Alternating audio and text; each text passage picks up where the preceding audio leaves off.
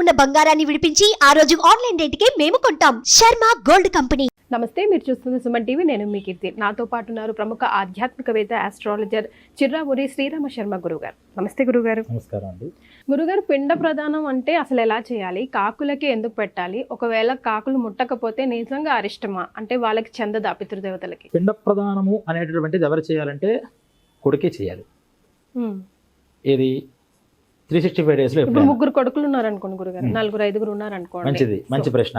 నలుగురు ఐదుగురు కొడుకున్నప్పుడు పెద్దవాళ్ల చేత పిండ ప్రదానం చేయించమన్నారు. జ్యేష్ఠుడు ఎవరికైనా. కొన్ని మహర్షుల యొక్క అభిమతంలో తల్లి పోతే కనుక ఆఖరి కొడుకు పిండ ప్రదానం చేయాలి, తండ్రి పోతే పెద్దవాళ్ళు చేయాలి అని ఎవరో ఒక ఇద్దరు మహర్షులు చెప్పారు.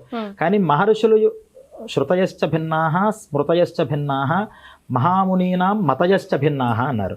అంటే మహర్షులు అందరూ ఒకే రకంగా ఒక విషయాన్ని చూస్తారా అంటే డైమెన్షన్స్ వేరేగా ఉంటాయి, కాన్సెప్ట్ ఒకటే, వాళ్ళు చూసేటటువంటి దృక్కులు వేరేగా ఉంటాయి.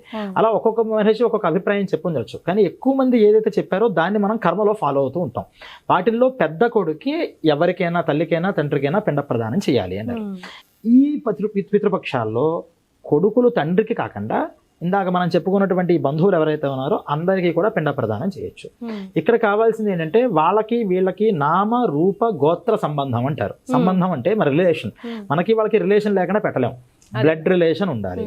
ఆ బ్లడ్ రిలేషన్ కూడా సరిగ్గా కలవాలి, మ్యాచ్ అయ్యి ఉండాలి. నాకు ఇష్టమని పెట్టేయడానికి ఉండదు, ఇది ప్రాసెస్. ఇది వాళ్ళకు ఒక గోత్రం ఉండాలి, వాళ్ళకు ఒక పేరు ఉండాలి. ఈ పేరుని, ఈ గోత్రాన్ని, తనకి నాకు ఉన్న సంబంధాన్ని చెప్పి ఆ వ్యక్తి అంటే తండ్రి లేనటువంటి వాళ్ళు ఎవరైతే పిండాన్ని పెట్టారో వాళ్ళకి అది చక్కగా వెళ్ళిపోతుందట. ఈ పిండం పెట్టే దగ్గర కాకి అనేటటువంటి ప్రసక్తిని తీసుకొచ్చారు. పిండాలు ఒక పితృకార్యం చేసినప్పుడు 3 విధానాలుగా పిండం పెడతారు. పిండము అంటే అర్థం ఏంటంటే ఒక ఉండ అని, పిండం అంటే గోళం అని దానికి అర్థం. అంటే వాళ్ళని ఉద్దేశించి కొంత ఆహారాన్ని పెట్టడం. వాస్తవానికి బియ్యపిండితో అన్నం పిండం చేసి పెడుతూ ఉంటారు. బియ్యపిండి ఎవరైనా తింటారా అసలు? ఎక్కడైనా బియ్యపిండి అసలు ఎవరైనా తింటారా? అందులో పచ్చి బియ్యపిండి ఎవరైనా తింటారా? సరే, అన్నంతో చేసేవాళ్ళు కొంతమంది ఉన్నారు. ఈ అన్నంతో చేసే దగ్గర కూడా నిజంగా అన్నంలో ఎంత కూరలు వేసి ఎవరైనా భోజనం చేస్తారా? తల్లిదండ్రులు అలా పెట్టచ్చా? అసలు పెట్టకూడదు కదా. అంటే 3 రకాలుగా ఆ శ్రాద్ధ కర్మలో పెడుతున్నారు. ఒకటేంటంటే ఎవరో ఇద్దరినో ముగ్గురునో వాళ్ళ అవసరం బట్టి అక్కడ బ్రాహ్మణుల్ని పెట్టి వాళ్ళని ఉద్దేశించి ఈ స్వయం పాకాలు ఇవన్నీ, అంటే వాళ్ళకి ఇష్టమైనటువంటి పదార్థాలు ఏమున్నాయి, నాకు ఇష్టం కావచ్చు కానీ ఈ ఛానల్లో నాకు అది రాకపోతే అది పెట్టరు. అంటే ఇక్కడ ఉన్న వాళ్ళకి టమాటా అంటే చాలా ఇష్టం, కానీ మరణించిన తర్వాత ఈ టమాటా వెళ్ళదు వాళ్ళ దగ్గరికి. అందులో డైరెక్ట్గా టమాటా పెట్టడానికి లేదు. అందుకని ఆ ఛానల్లో ఏవైతే ఫుడ్ వెళ్ళగలుగుతాయో అవే ఇక్కడి నుంచి నేను పంపించాలి. ఏంటవి గురుగారు? ఈ కూరల్లో అనేక రకాల కూరలు చెప్పారు. అంటే మనం జనరలైజ్ చేసి చెప్పాలంటే ఆధునికంగా చేసే ఏ కూర పనిచేయదు. అంటే బీట్రూట్ పనిచేయదు, ఆలుగడ్డ పనిచేయదు. పూర్వ ఋషులు ఈ భూమి మీద, అంటే భగవంతుడు సృష్టి చేసినప్పుడు ఒక్కొక్క ప్రాంతంలో ఒక్కొక్క పంటలు పెరగాలి, ఈ మనుషులు ఇక్కడ ఉండాలి అని ఒక డిజైన్ చేసి పెంచేశాడు. మనం ఏం చేసాం, నాకు ఇది ఇష్టం కాబట్టి అక్కడి నుంచి ఇక్కడ తెచ్చుకుని ఇక్కడ పెంచుకోకూడదా? రుద్రాక్ష చెట్లు ఎక్కడ ఉంటాయి? హిమాలయాల్లో ఉంటాయి. మేము తెచ్చామంటే ఒక మొక్క వేసాము, వస్తుందో లేదో అని వచ్చేసింది అంటాం. అది మన సృష్టి, భగవంతుడు సృష్టి కాదు. ఇప్పుడు డ్రాగన్ ఫ్రూట్స్ అంటున్నాం. ఈ డ్రాగన్ ఫ్రూట్స్ అనేది భగవంతుడు సృష్టించాడా, మానవుడు సృష్టించాడా, లేదా అసురుడు సృష్టించడం కూడా మనకు అర్థం కాదు. ఇటువంటి సృష్టిలు ఏవైతే ఉన్నాయో ఇవన్నీ కూడా ఈ కర్మలలో వాళ్ళకి చేరవు అన్నారు. అందువల్ల ఎక్కడ భగవంతుడు ఏ దాన్ని పుట్టించాడో ఆ ప్రాంతీయంలో, అంటే మన భారతదేశంలో ఉన్నటువంటి ఫుడ్ గ్రెయిన్స్ కొన్ని ఉన్నాయి, అలాగే ఫ్రూట్స్ కొన్ని ఉన్నాయి, అలాగే వెజిటబుల్స్ కొన్ని ఉన్నాయి. ఇవేవైతే ఉన్నాయో వాటిని మాత్రమే ఇక్కడ పుట్టినవాడు చేయడానికి అర్హుడు అని. అందువల్ల నాకు టమాటా ఇక్కడ ఉన్నప్పుడు ఎక్కడి నుంచి తెచ్చుకోవడానికి ఇష్టపడినా ఈ టమాటాని టమాటాగా అక్కడ పెట్టడానికి అవ్వదు, అందుకని పనిచేయదు అని దానికి ఒక ప్రాసెస్ అంతా కూడా చెప్పుకుంటూ వెళ్ళారు. ఇలా బ్రాహ్మణులకి ఇచ్చే దాంట్లో వాళ్ళకి ఏవైతే ఇష్టమో, అవి ఏదైతే శాస్త్రం నిషిద్ధం చేయలేదో అవన్నీ కూడా పెట్టి ఇవ్వండి. భోజనం పెట్టేవాళ్ళు కొంతమంది ఉంటారు, స్వయం పాకం ఇచ్చేవాళ్ళు కొంతమంది ఉంటారు. ఎవరు ఏం చేయాలో ఆ విధానంగా శాస్త్రీయంగా చేసుకోవాలి. ఇది ఒక టైపు.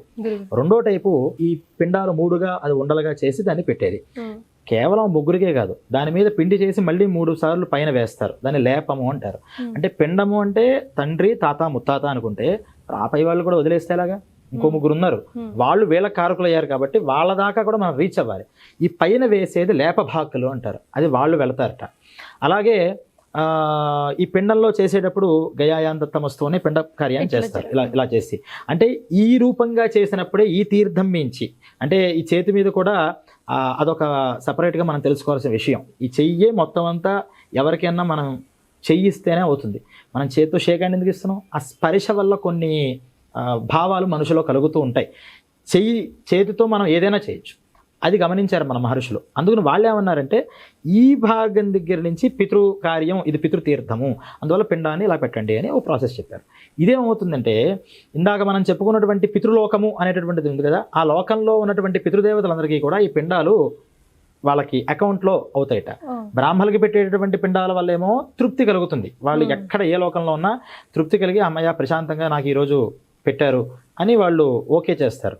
పితృలోకంలో ఉన్నటువంటి పితృగణాలన్నీ కూడా తృప్తిపడాలి అంటే ఈ పిండాన్ని డైరెక్ట్గా పెట్టాలి. సరే, రెండు పెడితే కూడా సరిపోదు, ఇంకోటి ఉంది. ఇది నువ్వు ఉద్దేశించి పేరు, సంబంధం, గోత్రం తెలుసు కాబట్టి పెట్టావు. తెలియని వాళ్ళు ఎంతమంది ఉన్నారు? ఇప్పుడు మనం కుటుంబ సభ్యుల్లో తల్లిదండ్రులు అందరి పేర్లు చెప్పమంటే తాత ముత్తాత పేరు అంటే మాకు తెలియదండి అనేవాళ్ళు చాలా మంది ఉన్నారు. మన గొప్ప సంస్కృతి ఎంత గొప్పదంటే మన ఇంట్లో ఒక 7 చెప్పిన 6 తరాలు అంటే మనతో కలిపి 7 తరాల క్రితం ఎవరో ఒక సర్వెంట్ మన ఇంట్లో ఒక పని చేసి ఉండొచ్చు. అతను ఒక్కరోజు చేసి ఉండొచ్చు, తన జీవితాంతం చేసి ఉండొచ్చు. తర్వాత మరణించాడు. మరి మనం పుట్టినప్పుడు మంత్రసానులు ఉండేవారు పూర్వం. వాళ్ళు ఇప్పటికీ హాస్పిటల్ నర్సులు ఉంటారు. మనం పుట్టడానికి ఎన్నో ఇబ్బందులు పడుతుంటే బయటికి రావడానికి వాళ్ళు ఎంతో ప్రయత్నం చేసి తీసుకొస్తారు. మరి వాళ్ళకి మనం రుణం ఉన్నామా లేదా? వాళ్ళు ఆ రోజు ఆ పని చేయకపోతే భూమి మీదకి వస్తామా మనం? ఇలా మనిషి, మన పూర్వీకులు కూడా ఎంతో మందితో రుణం ఉన్నారు. వీళ్ళందరూ తృప్తి చెందాలి అంటే ఎలాగా అని ఆలోచించి ఈ శ్రాద్ధంలోనే ఒక వికిర పిండము, దాని పేరు ఏంటి, కాకి పిండం కాదు, వికిర పిండం, వికిరాన్నము, వికిర పిండము అని పెడతారు. ఈ వికిర పిండం అంటే ఏంటంటే ఈ అగ్నితో సంస్కారం జరిగి మరణించిన వాళ్ళు కొంతమంది, అగ్ని సంస్కారం లేకుండా మరణించే వాళ్ళు కొంతమంది. అంటే చిన్నప్పుడే పోతే వాళ్ళకి అగ్ని సంస్కారాలు ఉండవు, గొయ్యి తీసి పాత పెట్టేస్తారు.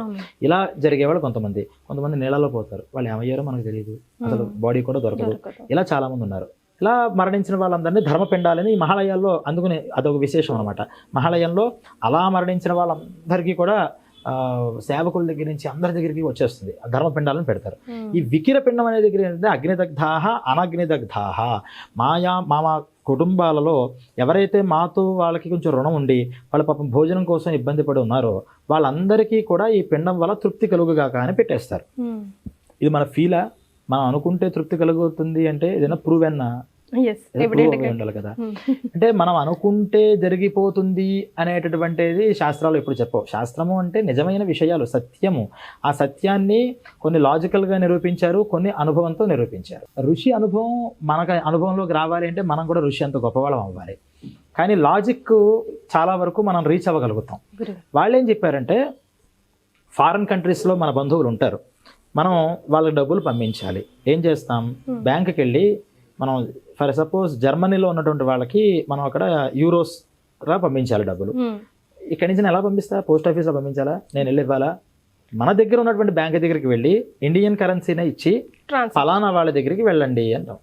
వాళ్ళ పేరు చెప్తే ఇచ్చేస్తారా? డీటెయిల్స్ కావాలి. డీటెయిల్స్తో కూడా మీకు ఎందుకు పంపిస్తున్నారు, మీకేంటి సంబంధం, వాళ్ళతో సంబంధం చెప్పాలి. ఆ డీటెయిల్స్లో కూడా ఆయన ఎగ్జాక్ట్ అక్కడ ఉంటున్నాడు, అక్కడ ఉన్నటువంటి ఆయన అకౌంట్ నెంబర్ ఏంటి, ఇవన్నీ రాయాలి. దీంట్లో ఏ ఒక్క అక్షరం సంఖ్య మారినా ఈ డబ్బులు ఎవరికి వెళ్ళిపోతాయి. అంటే పర్ఫెక్ట్గా చేయాలి. ఇదంతా ఎప్పుడు చేయాలి? నేను సండే రోజు వెళ్ళి చేస్తానంటే కుదురుతుందా? బ్యాంక్ వర్కింగ్ టైమ్స్, బ్యాంక్ వాళ్ళు ఎప్పుడు చెప్పారో అప్పుడు చేయాలి. నేనేం చేస్తాను, 1,00,000 రూపాయలు తీసుకెళ్ళి బండిలు వాళ్ళకి ఇచ్చి పలానా దగ్గరికి వేయండి అన్నాను. వాళ్ళు ఇవన్నీ ఇలా నొక్కి ఎంటర్ నొక్కుతాడు, అయిపోయిందండి అంటాడు. నేను వాళ్ళతో వాదిస్తానా? ఎలా అయిపోయిందండి, మా వాడికి ఎలా వెళ్ళింది, మీ డబ్బులు అక్కడే ఉంటాయి కదా మీ పక్కనే, ఇక్కడ మీరు పెట్టేసుకుని మా తమ్ముడికి వెళ్ళింది చెప్పడం అబద్ధం కాదు, డబ్బులు మీరు తీసేసుకుంటారు, నాకు నమ్మకం లేదు అంటే అది మన అవివేకం అవుతుంది. ఇక్కడ వాళ్ళకి చేరిన మన కంటి ముందరే ఆ డబ్బులు కనిపిస్తున్నా అక్కడ ఉన్న వాళ్ళకి చేరేయలేదు ఎలా తెలుస్తుంది అంటే ఒకసారి ఫోన్ చేసి కన్ఫర్మ్ చేసుకొని కావాలంటే అంటాడు. కానీ ఇక్కడ ఉన్న వాళ్ళు కాబట్టి మనం ఫోన్ చేసి కన్ఫర్మేషన్ తీసుకోగలుగుతాం. వాళ్ళు ఇక్కడ లేని వాళ్ళు ఆలోకంతో కన్ఫర్మేషన్ తీసుకునేంత క్యాపబిలిటీ మనకి లేదు కాబట్టి వాళ్ళకి చేరిందా లేదా అనేది మనం డిసైడ్ చేయలేకపోతున్నాం. కానీ ఇక్కడన్నా మనం కన్ఫర్మేషన్ చేసినా చేయకపోయినా ఆ జర్మనీలో ఉన్న వ్యక్తికి ఈ 1 lakh రూపీస్ ఎలా కన్వర్ట్ అయ్యి ఆయన అకౌంట్లో పడిపోతాయో అలాగే ఏ లోకంలో ఎవరున్నా ఈ శాస్త్రాన్ని అనుసరించి అంటే ఈ రూల్స్ని రెగ్యులేషన్స్ని అనుసరించి ఇది నేను తీసుకెళ్ళి బ్యాంక్ ఆయనకే ఇవ్వాలి, బ్యాంక్ మేనేజర్కో లేకపోతే బ్యాంక్ అకౌంటెంట్కో ఇవ్వాలి. బ్యాంక్ దగ్గర ఉన్న సెక్యూరిటీ గార్డ్ దగ్గరికి వెళ్ళాను, అయ్యా మీరు కూడా బ్యాంకులో ఎంప్లాయే కదా, ఈ డబ్బులు తీసుకుని అకౌంట్లో వేసేయండి అంటే చెల్లుదయా చల్లవు. ఎలాగైతే ఒక ప్రాసెస్ అవ్వాలో అలా సద్బ్రాహ్మల్ని పట్టుకుని ఆ బ్రాహ్మల్ని కూడా ఆ డేట్ రోజు ఆ సమయంలో పెట్టాల్సిన వాళ్ళు ఎవరు, ఇలా ఇన్ని రూల్స్ ఫాలో అయ్యి కనుక పెట్టితే నువ్వు చూసి కన్ఫర్మేషన్ చేసినా చేయకపోయినా నువ్వు చేసే శ్రాద్ధం వాళ్ళకి వెళ్ళిపోతుంది, వాళ్ళకి అందుతుంది అని ప్రూవ్ చేశారు. ఇది లాజికల్లీ ప్రూవ్. ప్రత్యక్షంగా వెళ్ళాలంటే మనం లోకానికి పరిగెత్తాలి, అది ఇప్పుడు ఉండగా అవ్వదు మనకి. లాజికల్గా ఇక్కడ మనం నీకు కనిపిస్తున్న విషయంలో ఎలా నడుస్తుందో నీకు కనిపించిన విషయంలో కూడా ఇలా ఉండొచ్చు అని చెప్పారు. కాబట్టి ఇది మనం ఏదో మీ ట్రస్ట్ అండి, పెద్దవాళ్ళ నమ్మకాలండి, మీ తదితే చేస్తారండి అనడానికి లేదు. ఇది ఖచ్చితంగా ఇది ఒకవేళ నమ్మకమే అనగైతే ఏ మూఢ విశ్వాసానికైనా ఒక రీసెర్చ్ చేశారు, 100 సంవత్సరాల తర్వాత ఆ మూఢ విశ్వాసాలు క్రమంగా తగ్గిపోతాయి. కానీ మన సంస్కృతి రాను పెరిగిపోతుంది. అంటే అర్థం ఏంటంటే ఇది మూఢ విశ్వాసం కాదు అని కూడా మనం తెలుసుకోవాలి. గురుగారు, కాకికి ఎందుకు అంత ప్రాధాన్యత ఇవ్వాల్సిందేనా, ఏమైనా ఎక్స్క్యూజ్ ఉందా? ఇప్పుడు ఈ చెప్పినటువంటి విషయంలో ఇప్పుడు వికిరపిండం అనేటటువంటి విషయాన్ని మనం మాట్లాడుతున్నాం. ఈ వికిరపిండాన్ని ఎవరైతే మన ఇంట్లో మనకు సంబంధంగా ఉన్న వాళ్ళు ఉన్నారో వాళ్ళందరికీ కూడా చెందాలి అని చెప్పాం కదా. ఒకటేమో బ్రాహ్మణ రూపంగా పెట్టాం, ఒకటేమో డైరెక్ట్ పిండ ప్రదానం చేసాం. ఆ పిండ ప్రదానం చేసిన వాటిని ఈ 3 పిండాలని కానీ ఈ మహాలయాల్లో ఎక్కువ పెట్టే పిండాలు కానీ ఏం చేయమన్నారంటే నీళ్లల్లో కలపమన్నారు. నీళ్లలో కలిపితే చేపల రూపంగా పితృదేవతలు వాటిని స్వీకరిస్తారు. లేదా ఆవుకి పెట్టమన్నారు. మరి హైదరాబాద్లో మనకి నీళ్ళు అంటే చెరువుల్లో తీసుకెళ్ళి దాన్ని పాడు చేయడం కాదు, ప్రవాహ రూపంగా పెట్టాలి. లేకపోతే ఆవుకి పెట్టండి అన్నారు. అది కూడా లేకపోతే ఒక అగ్నిహోత్రం వెలిగించి దాంట్లో పెట్టేసేయండి అని దానికి చెప్పారు. ఇప్పుడు ఈ బంధువు మనతో రుణం ఉండి పేరు గోత్రాలు తెలియని వాళ్ళు ఎవరైతే ఉంటారో వీళ్ళందరినీ ఉద్దేశించి ఏం చెప్పారంటే దాన్ని ఒక గొయ్యి తీసి పాతి పెట్టండి అన్నారు. వికిర పిండము అంటే గొయ్యి తీసి దాంట్లో పాతి పెట్టడం. భూమిలో కనుక ఉంటే భూమిని ఆశ్రయించి ఉన్నటువంటి చిన్న చిన్న క్రిమికీటకాదులన్నీ కూడా వాటిని స్వీకరించడం వల్ల ఆయా లోకాల్లో వీళ్ళు ఎక్కడైతే ఉన్నారో తృప్తి కలుగుతుంది అని. ఈ కాకి లేదు అసలు శాస్త్రంలో కాకి లేదు. కాకి ఎక్కడ వచ్చింది అంటే ఈ మైలులో ఒక మనిషి మరణించిన తర్వాత పెద్ద కర్మ చిన్న కర్మ అని చేస్తారు కదా, అలా చేసిన అంటే మైలులో ఉన్నప్పుడు ఇటు వేరే వాళ్ళకి 10 days చేసిన వాళ్ళు 20 days ఎవరైనా సరే మైలులో ఉన్నప్పుడు ప్రతిరోజు కూడా ఒక ఆహారాన్ని వండి పెట్టమన్నారు. దాన్ని ఏమన్నారంటే గృధ్ర వాయస జలచర రూపేణ ఉపభుజ్యతాం అని. అంటే కేవలం కాకి అనే మాట అక్కడ లేదు, కాకహ అని లేదు. అక్కడ చెప్పబడింది ఏంటంటే గృధ్రము అంటే గద్దల రూపంగా కానీ, వాయసము అంటే పక్షి, అక్కడ మనం కాకి అనే అర్థం తీసుకోవచ్చు, లేదా పావురం అనే అర్థం తీసుకోవచ్చు, ఏదైనా అర్థం తీసుకోవచ్చు. జలచర అంటే నీళ్ళల్లో చింత చెప్పాం కదా, చేపలు కానీ ఏదైనా జలచరాలు రూపేణ ఉపభుజ్యతాం. ఇక్కడ చెప్పిన పిండం ఏంటి, నిజంగా వాయసం అనే దానికి మనం కాకి అని అర్థం తీసుకున్నా ఎక్కడ చెప్పారు ఇది 10 days అంటే మైలులో చేసేటటువంటి వాటికి అవి వచ్చి ఈ రూపంగా తీసుకెళ్ళండి అని. ఇప్పుడు అక్కడ కూడా మనం పెట్టాము, శ్మశానాల్లో పెట్ట వాడడం అని చూస్తూ ఉంటాం.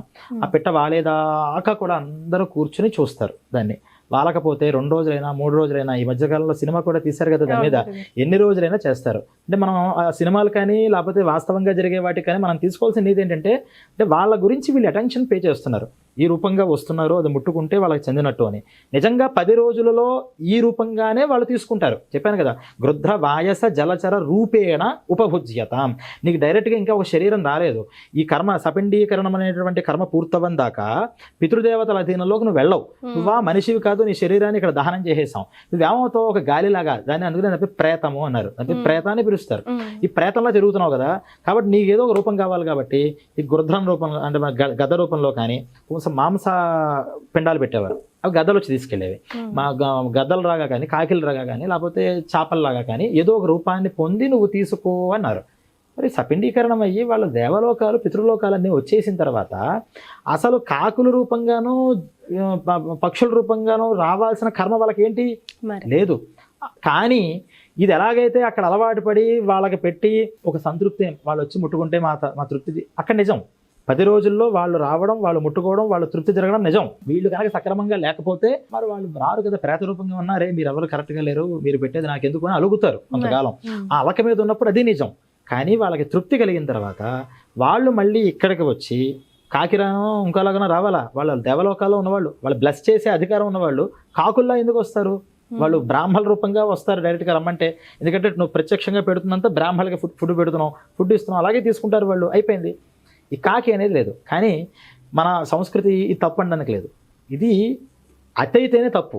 ఎందుకు మన పెద్దవాళ్ళు ప్రోత్సహించారంటే ఇంట్లో అందరినీ కూడా కర్మలో భాగం చేయడం అనేది మనకి ప్రతి రిచువల్లోనూ ఉంటుంది. ఇప్పుడు ఇవన్నీ ఎవరు చేస్తారంటే ఆడవాళ్ళు చేస్తారా? పితృకార్యాలు అంతా మగవాళ్ళే. ఆడవాళ్ళు ఏం చేయాలి? వంట చేసి పెడతారు. అదొక్కటేనా మాకు పని? అందుకని ఏమన్నారంటే అమ్మ ఈ పిండాలన్నీ మీరు పెట్టేది లేదు, మీకు మీ మామగారు అంటే చాలా ఇష్టం కదా, మీకు మీ అత్తగారు అంటే చాలా ఇష్టం కదా, నువ్వేం చేస్తావంటే చిన్న గారె ముక్క తీసుకుంటా, ఇక్కడ పెట్టినటువంటి ఈ పిండాన్ని పెట్టాం, అక్కడ పెట్టి ఒక్కసారి మీ మనస్సులో నువ్వు చేసిన వంటంతా కూడా ఎలా ఉందో మీ మామగారిని అడుగు, దానికోసం చూడు అని వాళ్ళకి కూడా ఒక చిన్న రిచువల్ ఇవ్వాలి. కాబట్టి వాళ్ళు కూర్చునేవారు అక్కడ. ఆ కాకి వచ్చింది దాన్ని ముట్టుకుంది అంటే సంబరపడిపోయి ఈరోజు నేను చేసిన వంటంతా కూడా మా మామగారికి నచ్చింది అని ఆనందపడేవారు. ఇంతవరకు ఓకే. కానీ ఆ కాకి రాకపోతే పెట్టిన తద్దినం అంతా పాడైపోయిందని మళ్ళీ మళ్ళీ మళ్ళీ మళ్ళీ పెట్టేవాళ్ళు కూడా ఉన్నారు. ఇది మూర్ఖత్వం. అసలు అది కాకి పెట్టమనే లేదు. భూమి తీసి భూమిలో తీసి దానికి చెప్పేటప్పుడు కూడా అగ్నిదగ్ధాః ఏ అగ్నిదగ్ధాః ఏనగ్నిదగ్ధాః ఏవా జాతాః అని చెప్పి భూమో దత్తేన పిండేన తృప్తాయాంతు పరాంగతిం. ఈ భూమిలో నేను పెట్టేటటువంటి పిండం వల్ల వీళ్ళందరూ తృప్తి చెంది పరాగతిని వాళ్ళు పొందాలి. మంత్రమే అలా చెప్తోంది. కాకి ఎక్కడి నుంచి వచ్చింది? చాలా ఈ మాట చెప్తే చాలా మంది మారారు. ఇది లేదు అని నిరూపణ చేసి చూపించిన తర్వాత కాకి రాకపోతే తద్దినం పాడైపోయింది. అసలు కాకి కాదు, ఏ పక్షి వచ్చినా రాకపోయినా ఇబ్బందే లేదు. భూమిలో పెట్టేటటువంటి విధానం మనకు కుదరదు. ఇప్పుడు సిటీస్లో ఎక్కడ గొయ్యి తీసి పడి పెడతాం, మొక్కల్లో అక్కడ పెట్టుకోవాలంటే అమ్మో పెట్టాం కదా మళ్ళీ మనకి ఏదైనా చెడేమో అని భయాలు మనకు ఉంటాయి. అందుకని ఏం చేయమన్నారంటే వాటిని తీసుకెళ్ళి అలా పెట్టేసేవయ్యా పైన, చీమలు తింటాయి, ఎండి ఏదో ఒక పక్షి తింటుంది, మనం ఏం తింటాయో మనం చూసుకోలేం కదా, దానిలో వదిలేయడం అనేది బెస్ట్. తప్పితే తద్దినంలో పెట్టితే ఆ కాకి ముట్టుకోకపోతే నువ్వు తద్దినం సరిగ్గా పెట్టలేదని మనం భావన పడినా ఇవన్నీ కూడా మూఢాచారాలు అవుతాయి. శాస్త్రం ఎప్పుడు మూఢాచారాన్ని వెళ్ళదు. అందువల్ల అందరూ కూడా గమనించాల్సింది ఏంటంటే, ఇది పెద్ద మాధ్యమం కాదు చెప్తున్నాను, మేము ఎప్పటిదాకా చాలా చోట్ల అక్కడక్కడ గోష్ఠుల్లో ఇవి చెప్పిన తర్వాత ఆ కాకి విషయం మర్చిపోయారు అందరూ. మీకు హైదరాబాద్లో చాలా ఏరియాలో కాకులు లేవు, పెడితే పావురాలు వస్తాయి, పావురం ముట్టుకోకూడదు అంటారు. ఏదో ఒక రూపంగా తీసుకెళ్తుంది. అసలు నువ్వు అది పెట్టడం వరకు తప్పితే తిందా లేదా అనే విషయం తద్దినాల్లో దాని విషయం డిస్కషన్ చేయాల్సిన అవసరం లేదు అనేది శాస్త్రీయంగా ఢక్కా పదంగా మనం చెప్పగలుగుతాం. చాలా సంతోషం గురుగారు, ధన్యవాదాలు.